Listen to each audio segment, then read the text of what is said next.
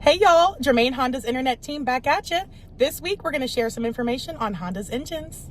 So we have a lot of customers ask us about the differences between the turbo engines and the non-turbo or normally aspirated engines. Essentially what a turbo is it recycles exhaust gases and forces it back into the engine, which makes an engine more efficient and more powerful.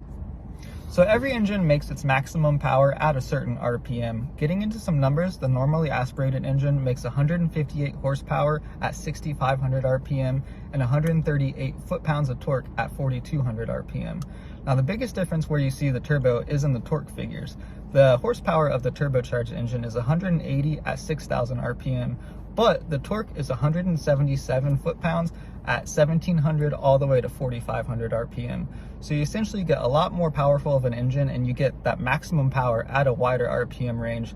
So you get a lot more passing power on the highway. You don't have to wait for your transmission to kick down a gear and get up higher. You get a lot more just oomph kind of taken off because you have that maximum power at such a wide band in the RPM range.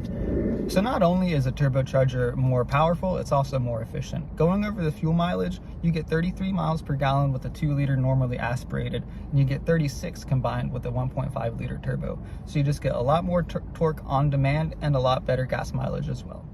These two engines are offered in our Civics and Accords. If you come on out to Germain Honda, we just so happen to have several options of both, and we'd be happy to go over those with you. Come see us.